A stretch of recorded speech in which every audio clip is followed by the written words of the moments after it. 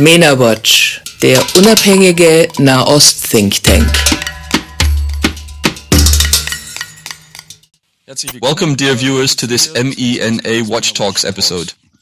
In these truly turbulent times, and in an ever more turbulent world, it is our immense pleasure to once again have Thomas von der Osten-Sacken as our esteemed guest today, joining us live from Istanbul. And we will be discussing, at least initially, we'll talk about Iran, and then we will take a step back and cast a somewhat broader glance upon many of the crucial developments that we are currently being confronted with.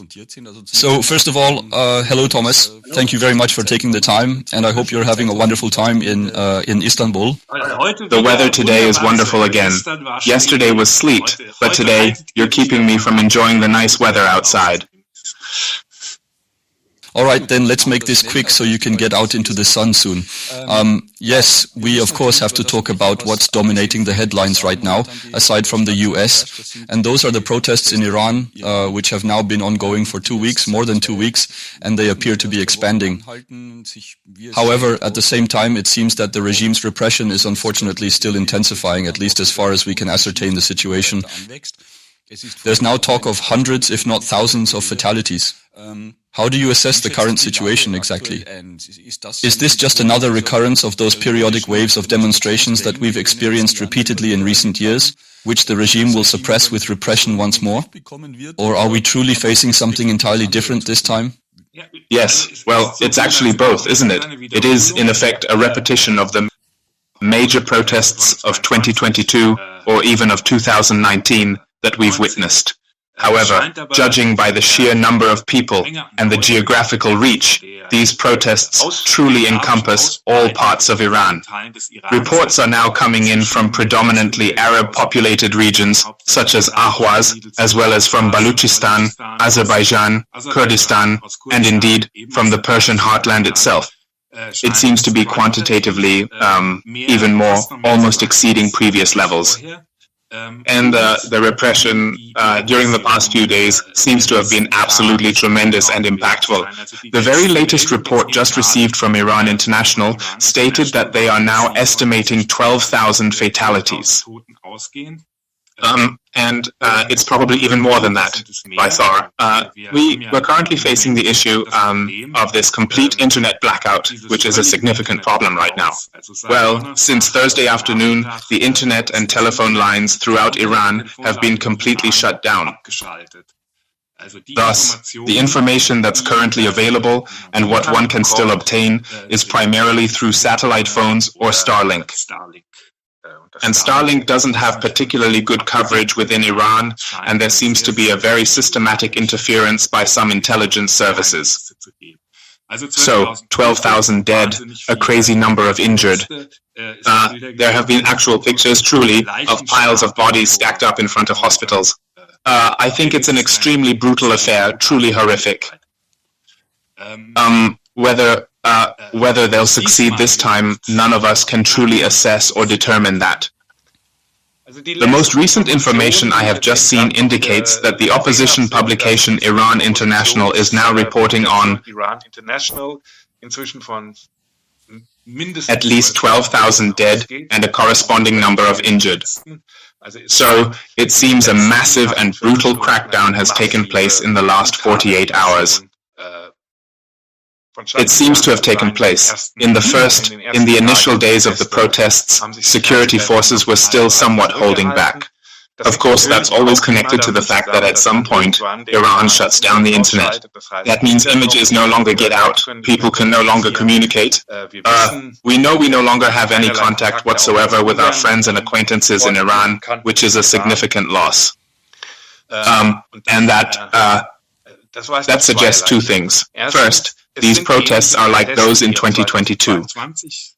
They stem from similar reasons. Nothing has changed in Iran in that regard. However, they seem to be quantitatively larger. So, truly, there are millions on the streets, apparently. They're happening all over Iran. That's also key. Reports are coming in of protests erupting across the Persian heartland, Kurdistan, Azerbaijan, Avaz, Balochistan. Demonstrations are widespread, some quite militant, with government buildings ablaze and mosques being set on fire, symbols of the regime's control. The regime's rule, and there are really violent clashes with the security forces. I just think the problem is, and we've certainly learned this from the past 2 decades, that if a regime is truly prepared to move against such a protest movement with absolute brutality, they will ultimately and inevitably succeed. That's what happened in Belarus, and it's been the case in many Arab countries. Thus, only if there are significant internal differences or deep fractures occurring within the regime itself. In Tunisia in 2011, for example, that was the difference between police and military. When security forces defect, or when the regime simply doesn't employ maximum force and brutality, do protests like these stand a chance of success? So, in this case, the question once again becomes, is this an escalation stage? Is it a repeat of what we've seen since 2009? Or is something new happening? And whether something new is happening, the question is, does a third party intervene from outside, which is what many Iranians are currently hoping for? Or is this regime now so decrepit that it can't sustain this brutal repression in the long term? The question that naturally arises is, how could an intervention from outside actually help? Well, naturally the USA is being discussed, and Trump, as you know, has certainly made some very bold announcements. But then again, with Trump, it's really nothing unusual for powerful statements to be made, often followed by very little action. Some are saying he has stuck his neck out so far. I mean, he said, if you shoot, we'll shoot too, directed at the regime. Well, that's obviously been the case for a while now. Whether he feels forced to do something about it, we'll see. But what could actually be helpful for the demonstrators, for the pro-protest movement? Well, I mean, I'm certainly no military expert, but I do believe that precise targeted attacks on the barracks of the Revolutionary Guards and the Basij, with a measured escalation, the Americans can execute that without any difficulty at all. On one hand, it would be a clear sign to the demonstrators, and on the other, make some within the security forces reconsider if they truly want to continue this way, you know. I think there are possibilities. What he did last night, 25% tariffs on Iran's trading partners, is ridiculous. That's even below Obama's red line in 2013 in Syria. So if that's all that comes of it, it would ultimately be a mere repetition of the red line Obama outlined in Syria. This, of course, broadcasts an absolutely catastrophic, a truly devastating message to countless individuals, because people on the ground genuinely believe that the US or various European countries will indeed come to their aid. It was precisely the same in Syria, and when nothing then happens, they are doubly exposed to the regime's brutal repression. So if that was it, a few tariffs and nothing more, then it would have been better if the US had simply kept its mouth shut, because making these announcements, creating expectations, and then not delivering are the absolute worst thing you can imagine. The second very important thing is it possible, for example, via Starlink, to really restore the internet? That's what's coming. We need internet. Without it, we're silent. We can't organize. So it would be quite possible to genuinely and effectively ensure the provision of support for that situation. And then, of course, the question arises, what options exist to simply make it unequivocally clear that these are now the unyielding red lines, and if you dare to cross them, we will implement an even more stringent sanctions regime. Then we will further sever your access to international financial and trade networks, and we are going to consistently follow through with that. But I don't see that happening right now, not from the US or from Europe. Yeah, especially considering sanctions are something this regime regime has already been confronting for decades. Well, that's nothing that's going to offer immediate help. It's something that, if it has any effect at all, will only show results over a period of many years. Well, that's really not going to be much help. You certainly can't accuse the Europeans of drawing red lines they wouldn't actually adhere to. They simply don't draw any lines, so no one can be truly disappointed. I mean, the EU's reaction so far has essentially been to say, we call on the regime to show the utmost restraint. Well, I'm sure that will impress them. Right, we know this. It's nothing new. That's been European foreign policy since 2009. They can't really disappoint me because my expectations are zero. So, the question in this case truly became, what will the United States do? To a lesser degree, what about Israel? They're the two. Militarily speaking, Europe ultimately wouldn't be in a position to truly undertake much of anything significant at all in this matter. So, the criticism of Europe is completely justified, and we could pull out articles we wrote back in 2009. So, nothing new has qualitatively developed, and to this day, they can't even manage to, for example, put the Revolutionary Guards on a terror list or anything like that. But it's a bit pointless to get worked up about Europe now because, as I said, you don't expect anything from them anymore. One topic that is also playing a significant role in the media coverage here is, if you will, the ideological orientation of these protests. Also, one always hears and reads again and again that in chants or in slogans, there's talk of the Shah and of Pahlavi constantly, there's constant talk about it. Then there's a lot of discussion about that, also very heated debates within exiled Iranian circles regarding the actual role played by the son of the former Shah and whether his influence is hindering progress and how much support he truly has in Iran. How do you assess this? Well, I mean, first of all, we know from our experience as well, a long-standing, sorrowful experience as a supporter of the Iranian opposition, that the exiled Iranian opposition is remarkably weak and incredibly fragmented, and ultimately, as a relevant player, almost basically non-existent, you know. So, which is also due to the fact that Goebbels once said about the Third Reich, you only need to drive people across the next border. In exile, they eventually become totally irrelevant. The second thing in Iran is, there is simply no significant armed force that can stand up to these security forces when these conflicts escalate. So, this isn't the Syria model, where 30,000 well-armed, trained militiamen with extensive military experience, whatever one may think of them, simply seek a military confrontation with the regime and ultimately achieve a military victory. That doesn't exist in Iran. There are some weapons in Kurdistan, in Baluchistan, but I think that ultimately doesn't matter. So the question is, many people are simply hoping, firstly, that the Shah's son represents some kind of unifying figure, and secondly, since 2022, he has consistently and very strongly given the impression of being quite close to the US administration and the Israelis. So people hope that by supporting the Shah, that it will ultimately lead to that desired intervention from the outside, you know, that kind of thing.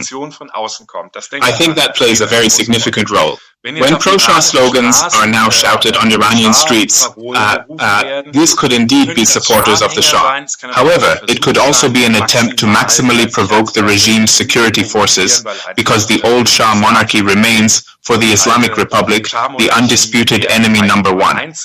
That means, I declare solidarity with the Shah, is an Iranian statement that absolutely calls for the end of the Islamic Republic. And then, I think, of course, there are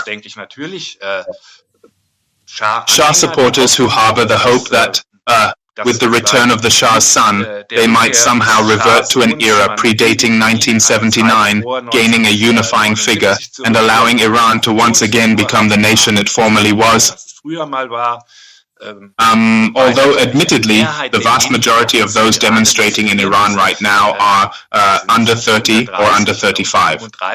This implies they don't possess any personal recollection of that archaic monarchical Iran whatsoever, do they? From a European or American perspective, this is absolutely devastating, because for decades this very issue has deeply polarized the already fragmented Iranian opposition into, quite simply, Republicans and monarchists, creating a deep divide.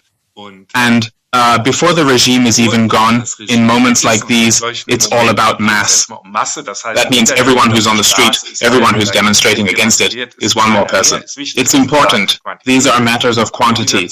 And in this period, a dispute begins. What happens to Iran after the regime falls?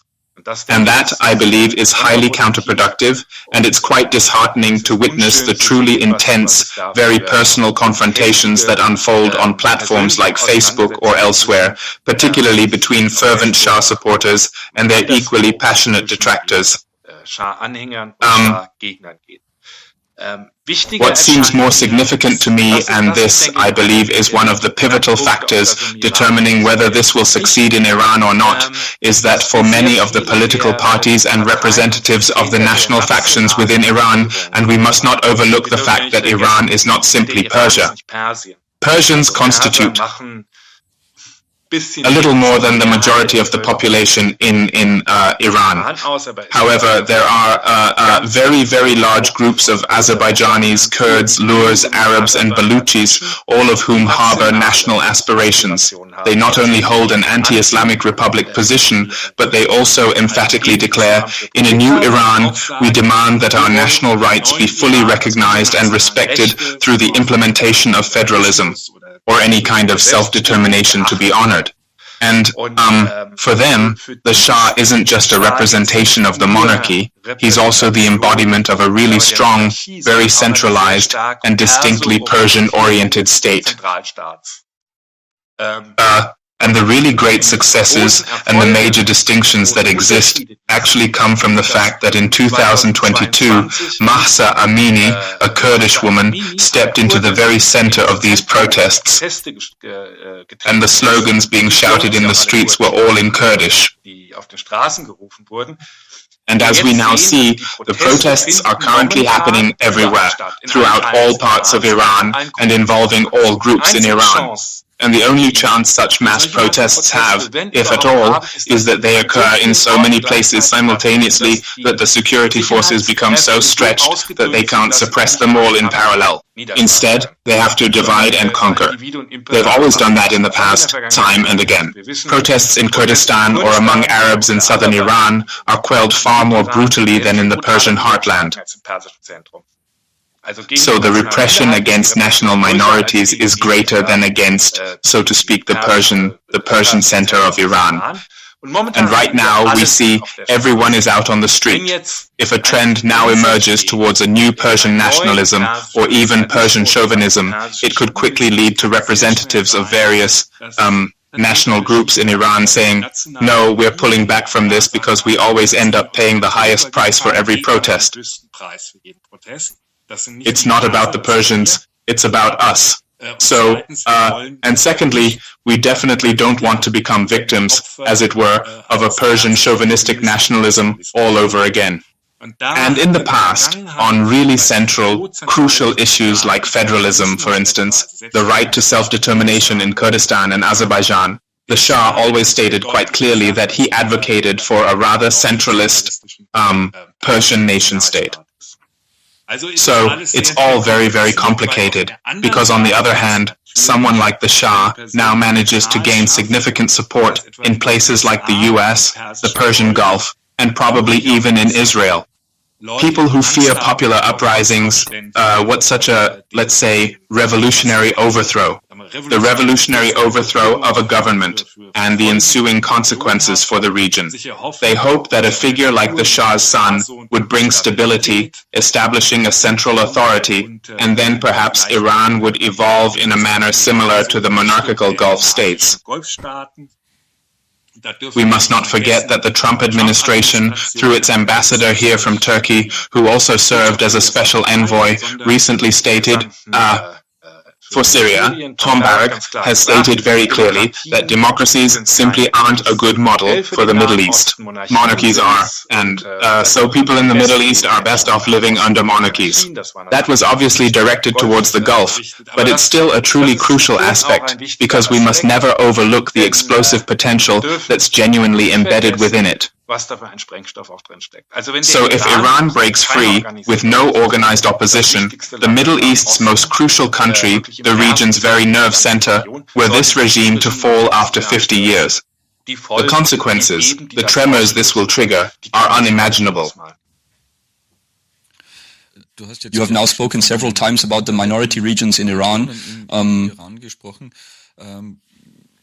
One of the main areas where these Mahsa Amini protests always took place in 2022 were the Kurdish regions. However, even in 2022, there remained this persistent appeal, in principle, to the Kurdish parties who, of course, are equipped with armed units.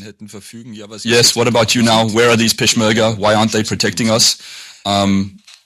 Is this once again the dilemma that these particular groups find themselves entangled in?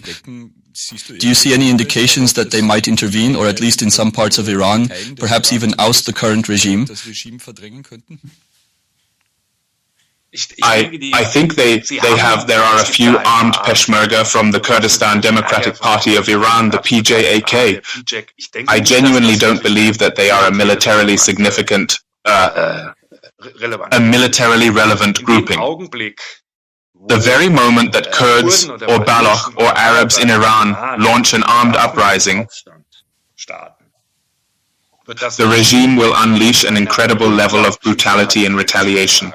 And the fear from the Kurdish side is that the conflict will then become ethnicized, and consequently many Persians will retreat, abandoning the Kurds to face it alone.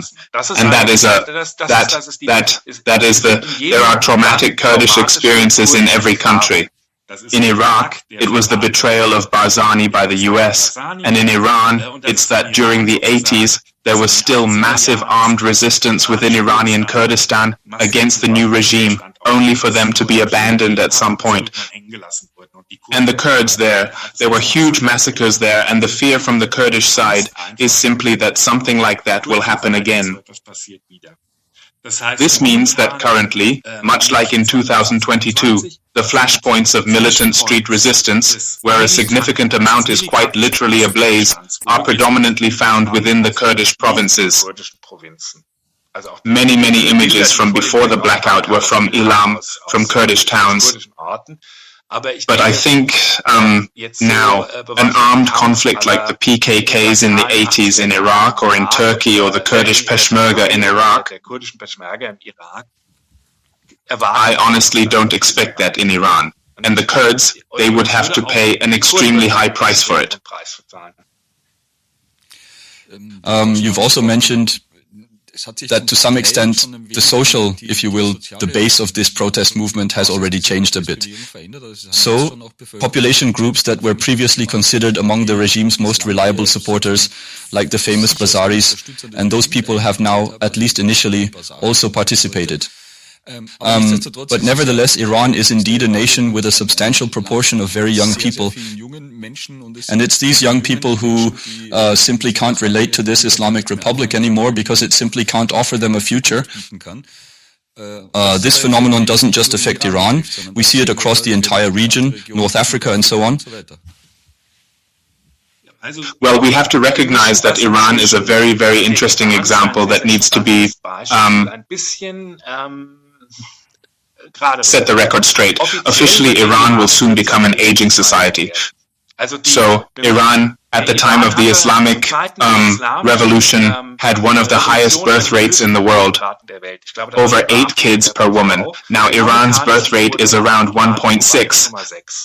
That means officially, Iran is already becoming a shrinking society. And that's a point for all those people talking about a birth jihad and how all Muslims are having so many children. It's complete nonsense. With a time delay of roughly 20-30 years, we're now encountering a situation across this entire region where almost as few children are being born as in Europe. It's quite funny. I'm in Turkey right now. In Turkey, there's this big debate. What do we actually do with all these retirees? That used to be a completely unknown social group, so to speak. Lots of old people. And now, suddenly, Turkey has more old people than people under 10. That's new, and it fundamentally changes societies. Iran is currently at a tipping point. I believe that back in 2009, Iran had an average age of under 30. Now the average age in Iran is over 30. So it's still a young generation, but it's not like, for example, in the Sahel, where they make up the absolute majority of the population, you know. Really extreme cases are Mali, Chad, where the average age is 17. Iran is 32, and it's going to age very, very quickly. But clearly, the driving force behind this entire, this whole protest movement is young people who, simply put, as you mentioned, have truly had it. Girls and women who have long been walking the streets without headscarves, developing vibrant subcultures, forging new forms of resistance, who have developed ways to take action against it, and more recently, and this also holds true for Iran, which I find quite interesting, they are globally interconnected. Last year, though it barely registered in Europe, we witnessed what could be called Gen Z uprisings, driven by this young generation, occurring in vastly different regions across the planet. That was Nepal, that was Madagascar, that was Morocco, then Peru, then Serbia. And across cultural, national, religious, and geographical borders, this Gen Z has largely exchanged ideas very, very closely, using the same symbols and understanding we're all, so to speak, facing the same global problems. We are living in societies that are completely rotten, corrupt, and utterly devoid of any economic or social prospects. And ultimately, as young people, our only real chance lies in mass uprisings against it. In Nepal, it actually worked out, within a matter of 4 or 5 days. In Madagascar, it led to a government change. In Morocco, it was suppressed. And these protests in Iran are now part of that same context. And all these protests really began in the same way in Iran back in 2009. So these things, suddenly Twitter and exchanging information over the internet and protest movements without clear leadership, that really all comes from 2009. That's where this started globally. And naturally, we now find, if one delves into it a bit, that there are quite certainly there has been a significant development. Young people are beginning to organize themselves in this non-hierarchical way, developing models of resistance and exchanging ideas on how to most efficiently protest, how to deal with security forces, and so on and so forth. So, against that specific background, this is of course quite clearly visible in Iran, although Iran has its very own distinct element. Then there's the Islamist-tinged oppression of women, of free culture, and other similar issues, which young people of both sexes have been increasingly opposing and rebelling against for years now, whether that's on a cultural or a political level. These factors further exacerbate the already complex situation. However, Iran remains a fascinating region precisely because one can observe the asynchronous nature of developments there, particularly in terms of demographic trends and how population growth unfolds. So, it truly appears to be the situation that in the more prosperous areas, particularly Tehran and other significant population hubs, there's an extremely low birth rate. Conversely, in the more impoverished and peripheral regions like Sistan, Baluchistan and even parts of Kurdistan, birth rates consistently remain notably high. So there seem to be truly significant differences within the country, similar to what we observe on a global level. In these more affluent regions, there's a pronounced tendency for people to simply have very few or even no children anymore. And it's mainly the poor, more impoverished regions where birth rates are high. Currently, this really means that sub-Saharan Africa is essentially the only major region left in the world that continues to experience substantial population growth. Everywhere else too, even in Southeast Asia and other places, populations are shrinking. Well, I see. I can understand that much better, but I mean, it's adjacent. There are really many similarities between Iranian and Iraqi Kurdistan, like linguistically, culturally, historically, and family ties. Well, I see, and this is a subject I've personally and very closely observed firsthand for the past 3 decades. No, that's not quite right. By now, it's truly the case, at least in Iraqi Kurdistan, where we've spent the past 30 years. Of a lot of chaos, yes, but certainly not a brutal dictatorship or anything of that nature. Birth rates in rural areas are also declining quite dramatically. And you can see it from one generation to the next. 20 years ago, a nuclear family had 3 children. Then, the 2-child family became the ideal, and now single-child families are more and more common. One-child family, and the one-child family is no longer a scandal even in smaller cities in Iraqi Kurdistan. And this is all coming from people who themselves still have 7 or 8 siblings. Well, the demographic development here in the region is not like in Europe, where it's been a slow decline since the start of the 20th century, with birth rates falling gradually. No, it is truly dramatic. It is truly dramatic, bringing very significant and dramatic changes for society, because all these large families are indeed falling apart. The nuclear family is becoming the ideal everywhere. Suddenly, you find yourself with a lot of elderly people, and you truly don't know how to deal with them. And anyone who's familiar with the Middle East, even just a little, will notice it very quickly. In the past, no matter where I was in the Middle East, if I walked through any residential streets, I was always in a swarm of children. Hello, mister. How are you? Those days are gone, you know. You barely see children on the street, and it's truly dramatic here. So, in Europe, we're really grappling with this aging population. We have no clear answers as to what we should do in the future within our societies, where the average age is now 46, or how pensions and social systems should be paid for. And here this is happening, this is taking place within just a matter of a few decades, you see.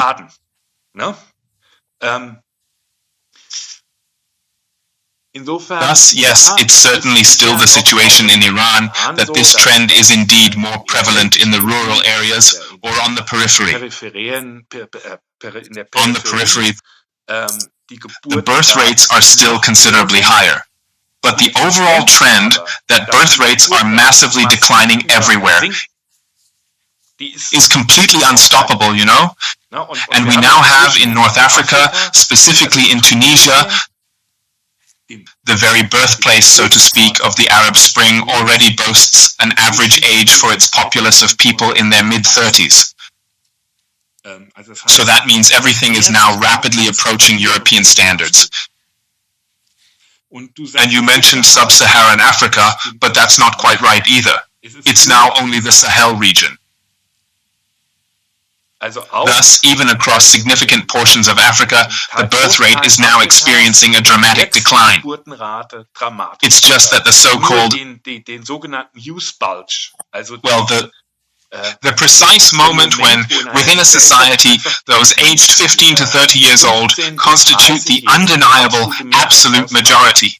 That moment is now being reached across Africa, and during the tumultuous period of the Arab Spring, it was very much centered in the Middle East. And now that's receding. Yes, you mentioned that theory. It emerged several decades ago in Germany, mostly associated with Gunnar Heinsohn, who wrote a book explaining it in detail. I believe it was titled Sons and World Power, or something similar, if my memory serves me correctly. Yes, he always had a slightly... Yeah. Anyway, I'd say he's the one who most widely popularized this theory or this particular description among us. It became well known through him. And the recurring issue was always the multitude of young individuals, particularly young men, who lacked any future prospects, no opportunities for employment, or to establish families because they simply cannot provide for them, and so forth. They are, so to speak, the large reserve army for extremist terrorist organizations, Islamists, and all those kinds of groups. Does that change accordingly? So are the extremist organizations, the Islamists, the jihadists, simply losing their recruits because young people are just, well, not going out anymore? Yes, that's a thesis that not just I, but even the Wall Street Journal from the opposing political side has recently strongly advanced. What we're currently observing in the Middle East, unlike in Europe or West Africa, is that jihadism is truly losing a significant amount of its appeal, isn't it? And someone once eloquently put it about 25 years ago that jihadism truly is the punk rock of the 21st century. So groups like ISIS, Al-Qaeda, and even Hamas were youth movements. They always had, in contrast to the older pan-Arab nationalist parties and movements which could be seen very clearly in Palestine, the Islamist movements were the ones that held an enormous attraction for young people, especially men, but also young individuals in general. Today, those organizations have completely and utterly lost their appeal and charisma among the youth. We can see this today. When you look at Hamas officials, it's very much a reflection of the antiquated Middle East. It's pot-bellied men drinking tea in large armchairs. It's unappealing. It's a familiar sight. That's how the Saddams and Assads, and even before them, the royalists. This Generation Z,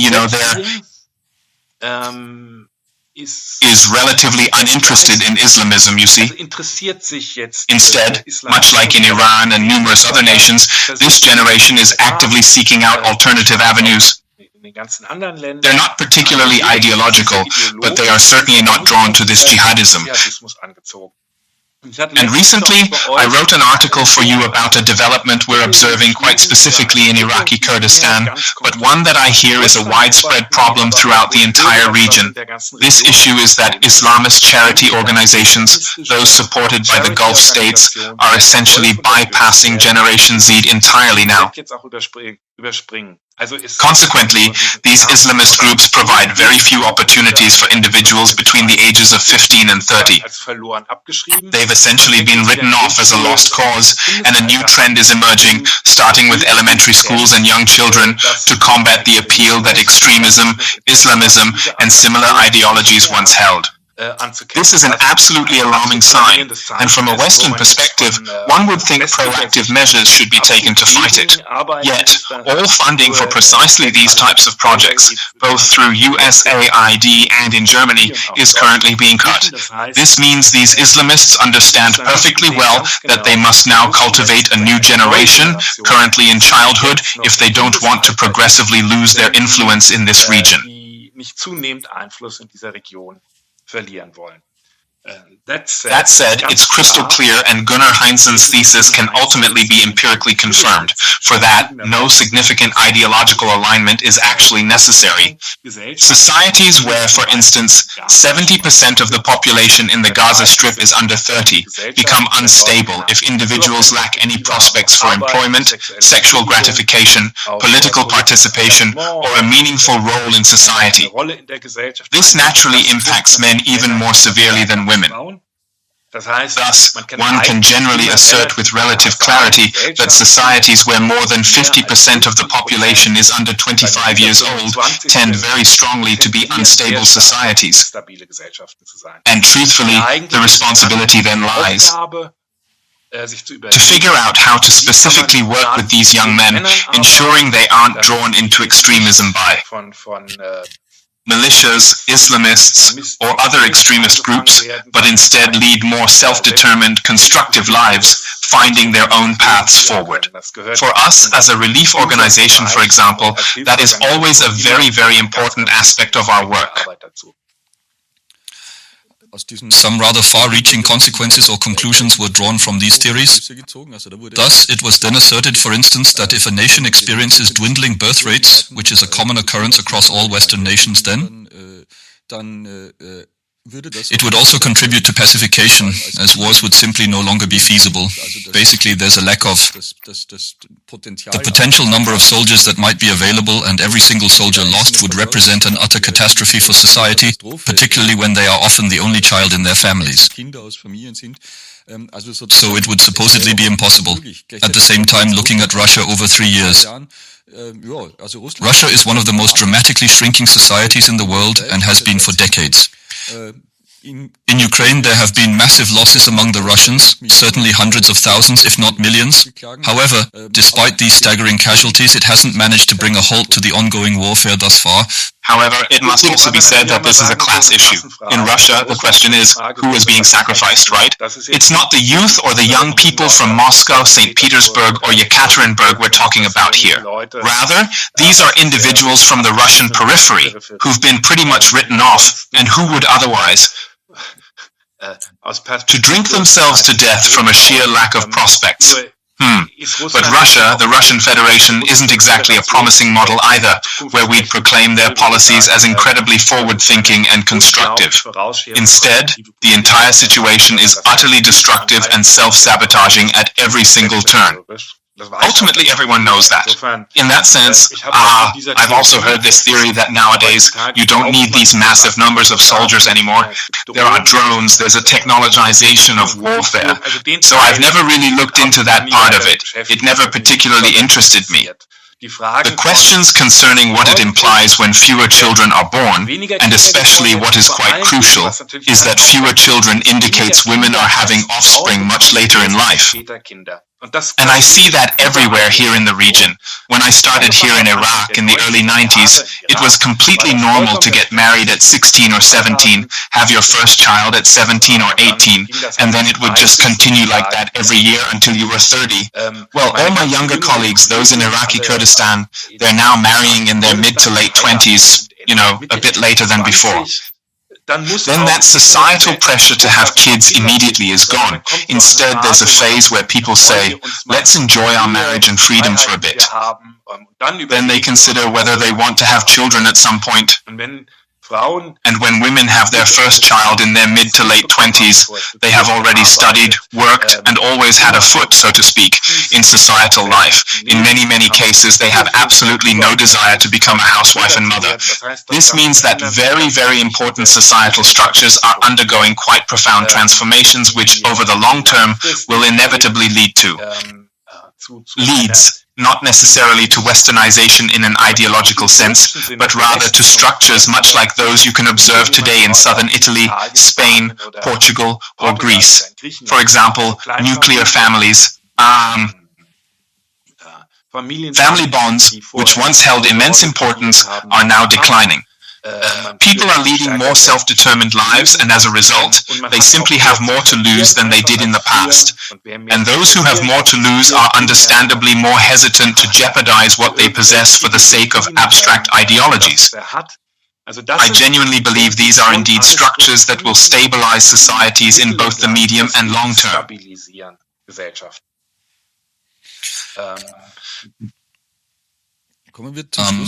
Perhaps to wrap things up, let's briefly return to Iran. I recall that in 2022, during the Mahsa Amini protests, Vienna hosted the largest gathering and demonstration by Iranian opposition members. And I had a conversation with a Kurdish friend from the Democratic Party of Iranian Kurdistan. He was surprisingly quite pessimistic at a time when general optimism still prevailed. He said that this situation simply could not continue any longer. There's no point in going out onto the streets every single day just to get shut down. This situation simply isn't sustainable. So something has to give, or this whole thing will just fail again. It seems to me we're in that phase again. What kind of time frame are we looking at? How long can a situation like this be sustained? What can, and indeed must, happen? Well, the truly fascinating thing is if you take a close look at the economic fundamentals within Iran, a rapidly depreciating currency, electricity that's constantly failing, exorbitant price increases, widespread unemployment, and a truly crumbling infrastructure evident at every single turn. And if we were to reflect on our previous academic projections, where we typically relied on objective metrics to determine a state's ability to continue functioning, Iran, by all accounts, should have already crumbled into disarray a considerable time ago. So, there's really absolutely no justifiable reason for it not to happen, is there? These protests alone won't achieve much. I agree with an Iranian Kurdish acquaintance, a good friend, that this type of protest usually doesn't succeed. But what I do believe is, and I'm not optimistic, there were times I was more optimistic about Iran, and the regime's resilience is truly frightening and fascinating that it's still in power. Yes. And I'm not particularly optimistic either. There truly were times when I felt more hopeful about Iran, but the sheer tenacity of this regime is quite frightening and also somewhat fascinating that it's still holding on to power indeed. But what I tell myself is there's that old Newtonian law that a rotten apple must eventually fall from the tree. It's just a matter of time. Also, what's interesting, these regimes have absolutely nothing more to offer. They have no future. There's no one left who seriously believes that anything will get better under this regime. That, I think, is always a very important point. It might have been different in 2009. Back then, there was still a generation that came out of the revolution, out of the Iran-Iraq war. There was still some promise of reform, of a new beginning, the idea that we might somehow be able to collaborate with the current regime to establish more favorable circumstances. That's gone. I don't think even anyone in the Supreme Leader's palace believes that anymore. This means it's a dying regime. That, I think, is very, very important. It's a dying regime, similar to Assad. We always knew the Assad regime was a dying regime. It truly cannot govern Syria again, not effectively. It's merely a question of when and how it eventually ceases to exist. And I truly believe that this is something that absolutely everyone in Iran, even those who defend this regime, is now aware of. We're not just dealing with ancient personnel, with Khamenei being around 86 years old, but rather we're confronting a regime that is slowly but surely dying. And Newton's law of gravity definitely applies to dying regimes. This means that eventually, in some form or fashion, this apple will inevitably fall from the tree. And that's what would be very important from a European perspective. Unlike other regimes, it's not a matter of suggesting, just implement some reforms, and we'll engage in continued dialogue. You are dealing with a regime that is on its very last legs, and it's truly beyond critical, like 10 minutes past midnight, to finally give serious thought to what comes on the day after, and regrettably, those preparations are conspicuously absent. And these ideas and concepts should have been developed 20 years ago. Yeah, I mean, you referred back to the Iran-Iraq war. No, you actually just alluded to it. That, again, has to do with the youthfulness of Iranian society and its age. So all these fundamental myths, or the foundational myths of the Islamic Republic, really no longer play any significant role in the actual lived experience of the vast majority of people. I mean, the end of the Iran-Iraq war was almost 40 years ago or so. So hardly anyone. A large part of the population has no connection to it at all. It's not this community-building defense of the fatherland or the Islamic Republic or whatever. That doesn't matter to them at all anymore. No, Ahmadinejad was the last generation. A relatively young generation at the time that emerged from more proletarian backgrounds, stemming from the very concept of the Islamic Republic itself, not from the established elites, and who, in a somewhat populist manner, did indeed promise a fresh start, a new beginning for the nation. This group was distinct from the entrenched elites. This stands in contrast to the now ossified and unyielding regime. That was truly the very last generation. Even Ahmadinejad himself is quite old now. They were the ones still imbued with the spirit of the revolution, the Iran-Iraq war, and all of that, promising a fresh start against the protest movement. However, that is genuinely no longer the case now. For years now, this regime simply hasn't been able to put forward any reasonably fresh young face that could genuinely promise a future in any meaningful way, showcasing a profound inability to rejuvenate its leadership. It's completely decrepit, and that brings us back to what we were saying earlier. When the gap between the age of the majority of the population and the government just keeps getting wider and wider, that's also a classic sign of these dying regimes. So when the population is 30 and the leadership is somewhere over 80, then something's wrong. Yes, there are certain systemic problems present in every regime, wouldn't you agree? We had that in the Soviet Union in the 80s at some point. So if you're constantly looking around, always thinking, we still need somebody from the old guard, somebody who, the least shaky and not yet in a wheelchair, then you pick him. That's a classic sign that something is no longer functioning. I believe all these signs are clearly visible in Iran now.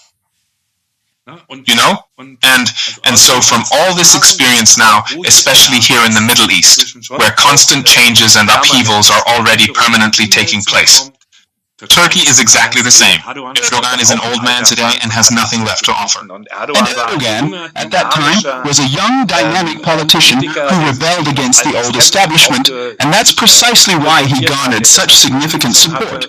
And today, he genuinely sometimes struggles to deliver a speech without. You can just tell he has to take many, many, many pills beforehand, can't you? So, this is the old guard currently, and this old guard has absolutely not ensured that any younger team is truly capable of stepping in and taking charge. And these are always clear signs, completely independent of the specific circumstances or the architectural structure of any particular regime, that we are indeed in a final phase. We're in a final phase in Iran. Final phases can be extremely bloody, and we don't know how long this final phase lasts. Then I would say, let's truly wish nothing but the very best to the people of Iran. Then let's truly hope that this regime will finally and definitively meet its end.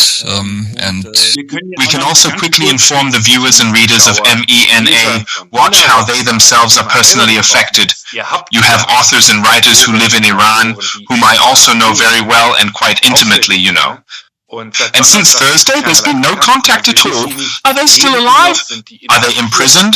What's happening to them? I mean, these are people I'm in almost daily contact with, and I find myself checking my signal every half hour just to see if those 2 check marks appear, showing that they've seen the message. And since Thursday, there has been an absolute blackout.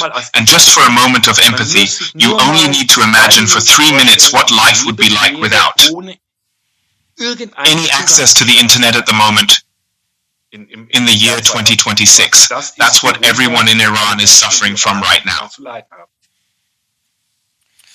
yes, yes, there's also the situation of many exiled families who still have relatives in Iran, and for days they've had absolutely no idea if they're still alive, if they're even still there, what exactly happened.